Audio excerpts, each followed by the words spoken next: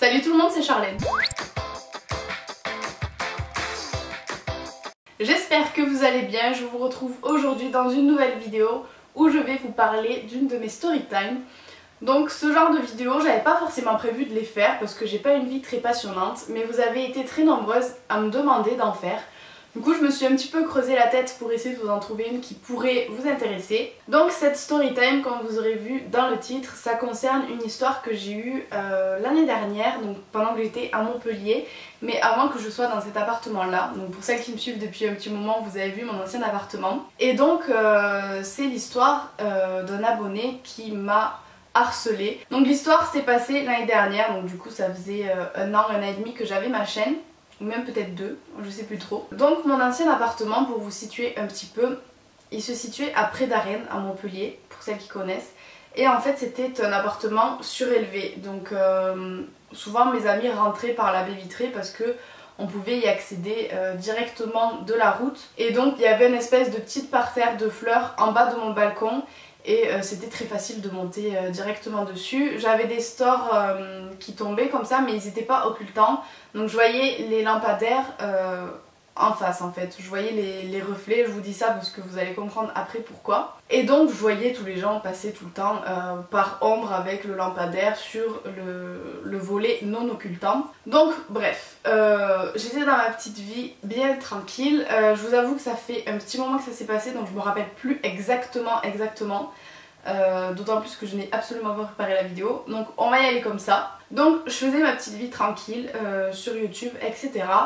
Et comme d'habitude, je répondais à tous mes abonnés, que ce soit hommes, filles, n'importe quoi. Enfin n'importe qui plutôt, parce qu'on est quand même des êtres humains. Et donc il y a un jeune homme qui est venu me parler et c'était totalement normal. On avait une discussion, on parlait un petit peu de tout et de rien. Mais voilà, rien de particulier. Puis il commençait à être assez insistant et assez lourd, donc je voyais, en fait, je lisais les phrases sans ouvrir le message et je voyais que ces messages étaient un peu lourds et c'était pas normal, c'était vraiment trop insistant, c'était pas des choses qui se faisaient. Donc du coup j'ouvrais pas le message comme ça, il savait pas que j'avais lu et voilà, il pensait qu'il était passé à la trappe parmi d'autres abonnés, même si à cette époque-là j'arrivais encore à répondre à tout le monde. Mais voilà, sauf que il arrêtait pas en fait. Moi si vous voulez j'arrive pas, au bout d'un moment il faut que je réponde, ne serait-ce que pour lui dire laisse-moi tranquille, lâche-moi. Et c'était très insistant, du style t'es vraiment très belle, j'aimerais te rencontrer, etc. etc.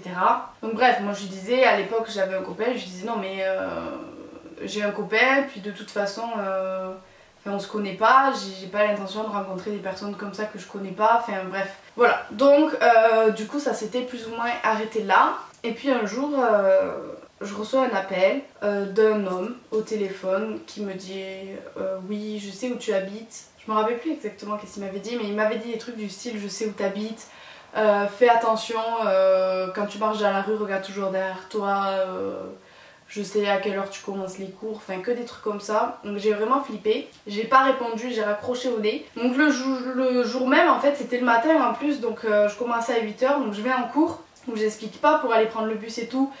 J'étais un peu flippée quand même parce que bon, quand on reçoit un appel comme ça de quelqu'un qu'on connaît pas qui nous dit ça, on sait pas qu'est-ce qui peut se passer, surtout dans les grandes villes comme Montpellier, il se passe tellement de trucs. Donc je vais pour prendre mon bus, je regarde derrière moi bien entendu, je regarde partout, bon rien. Je vais à ma prépa qui était à la Comédie. Et du coup j'explique ça à Solène, donc si vous me suivez depuis un petit moment vous savez qui c'est, elle était déjà sur ma chaîne, c'était une de mes meilleures amies de l'année dernière. Et du coup je lui explique et elle me dit non mais c'est pas normal et tout. Et en plus il m'avait envoyé des messages entre temps vraiment très explicites et vraiment très lourds pour ne pas rentrer dans les détails. Et du coup elle a dit non mais c'est pas normal et tout, appelle-le, voir quand même, essaye de savoir, de reconnaître la voix, tu dois forcément le connaître vu qu'il a ton numéro. Donc appelle-le, on va essayer de reconnaître la voix. Je fais mais je vais pas appeler, il va savoir que c'est moi. Du coup elle me dit bah, donne-moi son numéro et moi je l'appelle parce que j'avais pas envie en fait de l'appeler à un inconnu, il aurait su que c'était moi, et j'avais pas non plus envie de l'appeler avec mon vrai numéro, il aurait su aussi que c'était moi, et à la base je ne voulais pas qu'il sache que c'est moi pour pouvoir savoir qui c'est. Du coup ma pote l'appelle directement avec son portable et il a de suite capté en fait que c'était moi. J'étais pas très discrète je crois, pourtant je sais pas, ça semblait logique et tout, mon histoire elle était bien tu vois, mais non. Donc il a vu que c'était moi, il m'a dit oui, t'avises pas à me rappeler, enfin je sais plus, il n'était pas très, voilà, très sympathique. Du coup bref, ça a raccroché au nez et on savait toujours pas qui c'était. Mais toujours est-il qu'il avait mon numéro, il connaissait mon adresse, il savait mes horaires de cours, etc. Donc je commençais un petit peu à me faire mes films, à me dire putain mais le mec en fait il faut, ça fait un petit moment qu'il me surveille, etc. J'ai un peu peur quoi. Et donc on essaie de savoir qui c'était, etc. Et là je reçois un message je crois sur Facebook le soir, donc de cet abonné qui entre temps avait supprimé son compte Facebook. Donc quand j'allais sur la conversation ça mettait utilisateur introuvable je crois. Et donc là je vais sur la conversation parce que je l'avais bloqué bien entendu parce que c'était vraiment, ça devenait trop. Donc je vais sur la conversation et je vois qu'il a recréé un compte et qu'il m'a envoyé un message en me disant est-ce que mon appel t'a plu? Donc là je comprends que c'est lui, sauf que concrètement c'est un abonné, il a mon numéro, il sait où j'habite, je comprends pas qu'est-ce qui se passe en fait et je commence vraiment à avoir peur. Je réponds pas en fait et je vais voir sur son profil et je me rappelle il y avait une photo de profil, c'était une espèce de masque de clown, mais vous savez les masques d'horreur. Il avait une photo de couverture, c'était les centaines de tueurs en série les plus célèbres du monde. Il avait des actualités, c'était que des drapeaux de la France brûlés ou des trucs comme ça. Enfin, vraiment, je commençais vraiment à avoir peur. Je me suis dit, attends, le mec, il a une couverture sur Facebook, c'est que des tueurs en série. Il a une photo de profil avec un masque, on dirait un tueur concrètement. Et vraiment, dans ma tête, c'était ça pour moi. Ça y est, je me faisais des films, je me suis dit, ça y est, il va me tuer. Enfin, je commençais vraiment à avoir peur. Et donc, je répondais pas en fait. Et vu que je répondais pas, il commençait à me faire du chantage. Et il me disait oui mais je suis handicapée, ma vie est pourrie, j'ai envie de me suicider, j'ai besoin d'aide, j'ai besoin que tu m'aides, etc. Et il me faisait culpabiliser comme ça. Et je répondais pas quand même. Et il me disait en fait c'est parce que je suis en fauteuil roulant, c'est ça, toi aussi tu fais de la discrimination, nanana. Et moi face à ça, j'arrive pas, je suis obligée de répondre, je sais que je devrais pas, mais je suis obligée de me justifier parce que j'aime pas qu'on m'accuse de choses fausses. Et j'aime pas ça moi, donc du coup je réponds, je fais mais pas du tout, ça a rien à voir, c'est quoi le rapport, je comprends pas. Bref, le soir du coup je vais au lit, donc comme d'habitude j'éteins les lumières, je me mets sur mon ordi et je mets donc mes rideaux pas trop occultants. Et voilà pourquoi je vous disais ça en début de vidéo. Je suis dans mon lit, donc j'éteins mon ordi pour aller dormir. Et là, oh, je vous jure, juste d'en parler j'ai des frissons dans le dos, ça me fait... Et là je me tourne vers ma baie vitrée, en fait c'était une longue baie vitrée qui faisait tout le pan de mur. Et si vous voulez c'était un studio, donc c'était juste une seule pièce et ça donnait toute la baie vitrée de 4 mètres sur la rue. Et là je vois un homme dressé dans le parterre de fleurs, directement au bord de mon balcon. Et si vous voulez c'était rez-de-chaussée surélevé, mais on voyait le buste entier quoi, c'était quasiment en bas. Et je voyais cette ombre, du coup avec les lampadaires, je voyais cette ombre d'un homme qui me regardait comme ça, les bras croisés, et je le voyais devant ma baie vitrée, les bras croisés comme ça. Donc moi...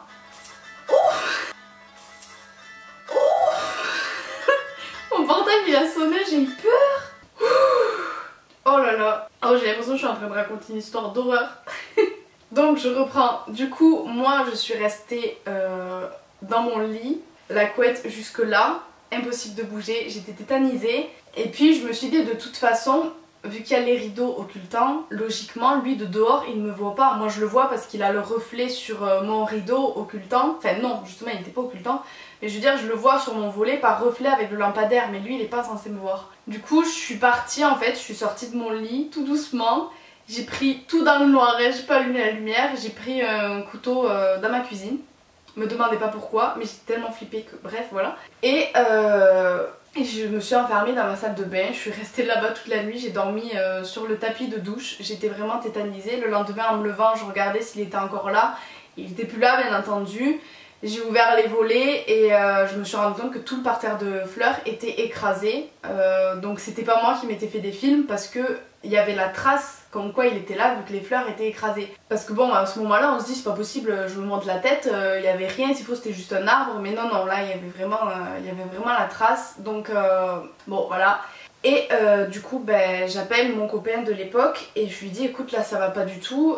Déjà lui je lui en avais un petit peu parlé, il m'avait dit écoute réponds plus, reste pas toute seule, quand tu vas en cours essaye d'appeler les gens qui viennent avec toi, reste pas toute seule. Et moi je disais mais non c'est bon t'inquiète c'est rien, comme d'habitude moi je relativise, c'est rien quoi. Et sauf que là vraiment je pouvais plus relativiser, j'avais vraiment trop peur. Donc je l'appelle, je lui dis écoute là ça va pas, j'ai vu hier un homme, etc., etc. Du coup bref, il me dit fais attention à toi, on se tient au courant, donc je vais en cours la journée et le soir je rentre et j'avais reçu de nouveau des messages de lui en disant oui c'est pas parce que je suis en fauteuil roulant que je peux pas venir, ce soir je vais venir de nouveau devant chez toi. Puis c'est ça aussi, c'était pas logique parce qu'il me disait qu'il était en fauteuil roulant alors que l'homme devant la baie vitrée était debout, mais bon bref, de toute façon cette histoire est illogique du début à la fin. Et donc il me dit ce soir je vais venir avec un ami à moi devant chez toi, devant ta baie vitrée, donc il savait que j'avais une baie vitrée, donc c'est bien qu'il savait où c'est que j'habitais, et je vais prendre un appareil photo, on me prendra en photo sans que je t'en rende compte, etc., etc. Et donc là moi j'ai dit c'est bon, c'est le truc de trop, c'est un psychopathe le mec en fait, enfin c'est quoi le problème, c'est quoi le délire, je suis atterrie où? Enfin j'ai dit à savoir ça, jamais je lui aurais répondu sur Facebook pour faire la youtubeuse gentille, etc. Du coup là j'appelle mon ex et je lui dis écoute là c'est pas possible, donc lui il vient me chercher et il me prend chez ses parents. C'était la première fois que je voyais ses parents parce que ça faisait pas longtemps qu'on était ensemble, donc super, la fille elle arrive chez les parents, elle débarque parce qu'il y a un abonné qui est en train de la harceler, qui la menace de mort, etc. Super la première rencontre, mais bref du coup je suis restée quelques jours chez ses parents avec lui parce que concrètement je pouvais plus rester toute seule dans mon appartement, j'avais trop peur, donc le temps que l'histoire se tasse et qu'on soit sûr que bah, le mec va pas venir comme il l'avait prédit. Toute la soirée je me suis demandé s'il faut il est devant chez moi là, je savais pas, parce que je voulais pas en parler à mes parents et je leur en ai pas parlé, d'ailleurs ils sont toujours pas au courant, papa, maman si vous passez par là. Voilà, vous savez. Voilà, je voulais pas leur en parler parce que voilà, ils sont à 2 heures de Montpellier, ils allaient s'inquiéter et moi j'ai pas envie qu'ils s'inquiètent. Donc je leur en avais pas parlé, mon ex il me dit écoute là, va porter plainte chez les flics, c'est pas possible quoi. Mais moi je suis pas comme ça, j'aime pas, je suis vraiment trop gentille et trop naïve en fait. Du coup je lui ai envoyé un message, j'ai dit écoute maintenant stop, laisse-moi tranquille parce que je vais porter plainte cet après-midi. J'ai dit j'ai ton nom de famille, j'ai ton prénom, j'ai ton numéro de téléphone, même si t'as menti sur ton nom et ton prénom, avec ton numéro de téléphone les flics qui te retrouveront et je vais porter plainte, j'ai tous les messages, j'ai toutes les preuves. Et là, le compte Facebook qui disparaît. Donc voilà, plus de nouvelles pendant quelques semaines, ou quelques jours, j'abuse peut-être, mais il me semble que c'était bien pendant 2-3 semaines. Et là pareil, je reçois un message, et là c'est mon ex qui est intervenu, il lui a envoyé un message très diplomate.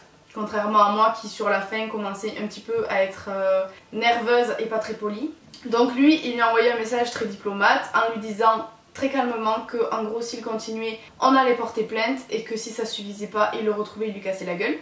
Tout ça très gentiment. Et donc bref en fait ce message très long là, je sais pas, il a dû l'interpeller et à partir de ce jour là il s'est excusé il me semble et je n'ai plus jamais eu de nouvelles, je n'ai plus jamais eu de problème, je ne l'ai plus jamais vu à côté de mon appartement, je n'ai plus eu de soucis en fait, donc je sais pas pourquoi, pourtant je l'avais prévenu moi que j'irais chez les flics, mais le fait peut-être que ça soit mon copain de l'époque qui lui envoie un message, enfin voilà, il lui avait vraiment dit écoute je comprends que ta vie elle doit pas être facile parce que t'es très malade, parce que etc, tu vas peut-être mourir, parce qu'il m'avait raconté sa vie ce mec, et du coup en fait mon ex s'est mis à sa place, il lui a dit écoute je peux comprendre que t'es triste, que t'as pris Charlène comme pas comme femme de ta vie mais vraiment il m'idolâtrait et que enfin. Mais il lui a dit c'est pas possible, nous si on continue, là tu l'harcèles, on a les messages en preuve, on va porter plainte, etc. etc.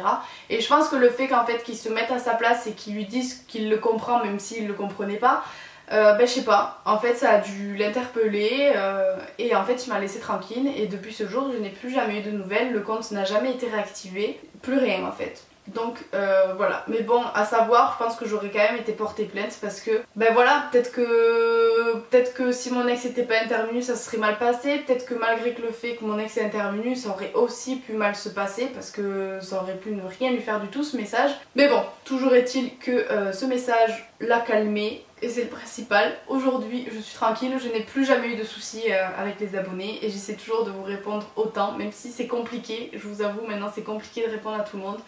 Mais c'est pas pour autant que je vais arrêter de vous répondre, voilà. Mais bon, je vous avoue que j'ai été assez flippée quand même et maintenant je fais attention. Les noms qui me semblent un petit peu bizarres ou quoi, je réponds mais je vais pas m'étaler, commencer à taper la discussion comme j'ai fait cette fois-là. Donc voilà, c'est tout pour cette story time, ne vous inquiétez pas, je n'ai plus de soucis maintenant. Je préfère préciser parce que je vous connais, après vous allez vous inquiéter pour moi.